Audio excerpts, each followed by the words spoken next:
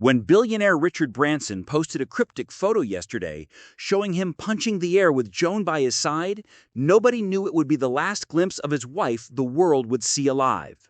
What the Virgin founder revealed hours later sent shockwaves through the business world and broke hearts across the globe.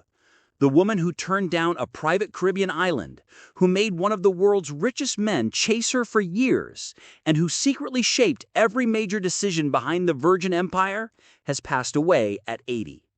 But the love story between this Scottish beauty and the billionaire adventurer holds secrets that most people never knew existed, and what Richard just revealed about their final days together will leave you speechless. Richard Branson announced that Joan Templeman, his wife and companion of 5 decades, died, describing her as his best friend, his rock, and his guiding light. The timing of this announcement couldn't have been more heartbreaking. Just one day before revealing Joan's passing, Richard had shared that mysterious throwback photo of the two of them, with a caption that now reads like a final goodbye. The post simply said he loved that photo of Joan. What makes this even more devastating is that a week earlier, Richard had shared an image of Joan dressed elegantly in black while he kissed her head, writing that everyone needs a Joan in their life. These weren't just random social media posts. They were a husband preparing the world for an unbearable loss, trying to celebrate the woman who had been his everything for half a century before the inevitable announcement had to be made. The couple married in 1989 after being together for over 50 years. But their romance began in the most unexpected way imaginable. Joan wasn't impressed by wealth or fame. In fact, she actively avoided both. Richard encountered Joan while she was employed at a shop in London's Westbourne Grove, and he instantly knew she was different from anyone he ever met. Here was this blonde Scottish woman who didn't care about his growing business empire or his increasingly famous name. She was working at this modest antique shop, living her own life, completely unbothered by the flashy entrepreneur who kept finding excuses to visit. Richard had to basically stalk the shop, buying random objects he didn't need just to get her attention. He befriended her friends, showed up constantly, and still, Joan wasn't falling for his usual charm offensive. But here's where the story gets absolutely wild. 2 years into knowing Joan, Richard heard about an island for sale in the British Virgin Islands and arranged a viewing, even though he definitely couldn't afford it at the time. The man was so desperate to impress Joan that he pretended he could buy a whole damn island.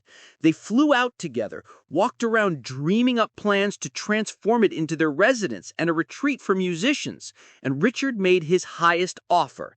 It was rejected immediately. The asking price was $6 million.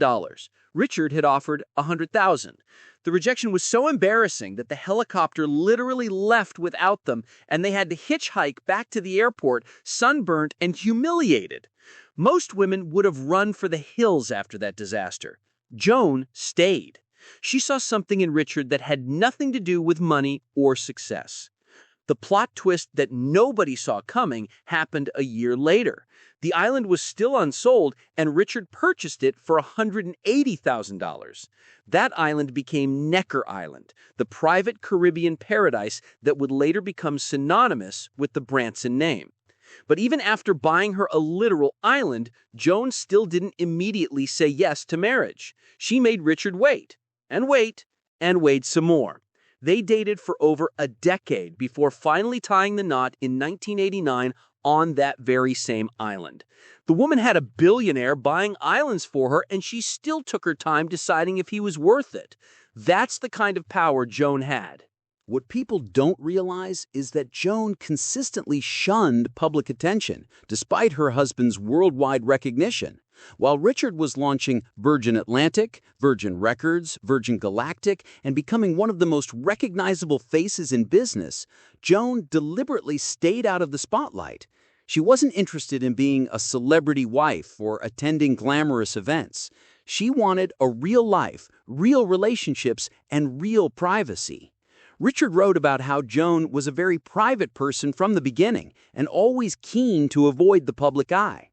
In an age where everyone craves attention and fame, Joan actively rejected it. She could have been one of the most photographed women in the world.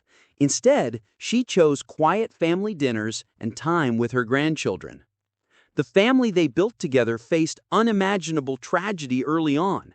They welcomed 3 children, Holly, Sam, and Clare Sarah, who passed away at merely 4 days old after premature birth. Losing a child is something no parent should ever experience, but Joan and Richard faced that devastating loss together and somehow found the strength to continue building their family. Holly was born in 1981, followed by Sam in 1985, and both children grew up splitting their time between London, Oxford, and the British Virgin Islands. They were raised with values of humility and hard work, despite having access to unimaginable wealth.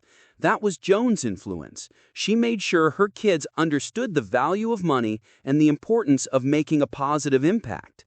Holly became a doctor before eventually joining Virgin as a vice president.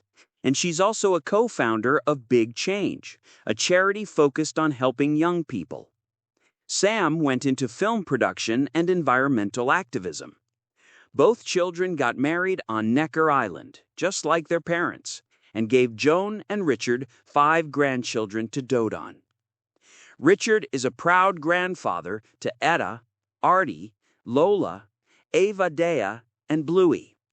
Joan was reportedly obsessed with being a grandmother, and those who knew her say she was happiest when surrounded by her growing family on Necker Island, away from cameras and public scrutiny.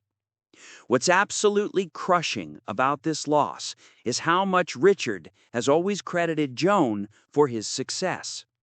In countless interviews and blog posts over the years, he's been crystal clear that without Joan, there would be no Virgin Empire. She was the one who kept him grounded when his ideas got too wild. She was the voice of reason when he wanted to take risks that could have destroyed everything. She was the steady presence that allowed him to be the adventurous, boundary-pushing entrepreneur the world knows. Richard characterized Joan as his rock, his confidant, and his guiding light, noting that behind every man, there's a great woman. That wasn't just a cute saying for Richard. It was his lived reality for 50 years. One of the most telling stories about their relationship involves a moment that proves just how much Joan meant to Richard. He once stopped the plane that was already taxiing because he didn't want to leave Joan behind. Think about that. A man who literally owns airlines, who's flown around the world countless times, who's used to private jets and luxury travel, stopped a commercial plane mid-taxi because the thought of being separated from his wife was unbearable. Fellow passengers apparently applauded when he explained what happened. That's the kind of love story movies are made of, except this was real life, spanning 5 decades. The outpouring of support following Richard's announcement has been overwhelming. Celebrities, business leaders, and ordinary people from around the world have sent messages of condolence. Model Christy Brinkley offered heartfelt sympathies. Business mogul Peter Jones from Dragon's Den expressed his deepest condolences. Virgin employees and fans have shared memories and stories about the few times they met Joan, all describing her as warm, kind, and genuinely interested in people. Even though she avoided fame, those who crossed her path never forgot the experience. She had this rare quality of making everyone feel seen and valued, regardless of their status or position. The cause of Joan's passing hasn't been publicly disclosed, but the signs were there for those paying attention. Richard's recent posts about Joan, the nostalgic photos, the emotional captions, all pointed to a man treasuring final moments with the love of his life. The fact that he shared that photo just yesterday with the caption about loving it suggests he knew the end was approaching and wanted the world to see Joan one more time, happy and loved, before the devastating announcement had to be made. It's the kind of goodbye that speaks to a love so deep that even in grief, Richard's first instinct was to celebrate the woman who made his life complete. Joan Templeman Branson leaves behind a legacy that has nothing to do with business empires or billions of dollars. She proved that you can be married to one of the most famous men on the planet and still maintain your own identity. She showed that true partnership means being the steady force behind someone's wild ambitions. She demonstrated that rejecting the spotlight doesn't mean you're any less significant. In fact, her choice to remain private while supporting Richard's very public life might be her greatest achievement. She raised incredible children, loved her grandchildren fiercely, and spent 50 years as the woman who tamed the untamable Richard Branson, not through control or demands, but through unwavering love, patience, and an unshakable sense of self. The world has lost a remarkable woman, and Richard Branson has lost his everything. As condolences continue pouring in from every corner of the globe, one thing becomes painfully clear. Behind the Virgin brand, behind the space tourism dreams, behind every adventure and risk Richard Branson ever took, there was Joan, always Joan. And now, for the first time in half a century, he faces a world without her.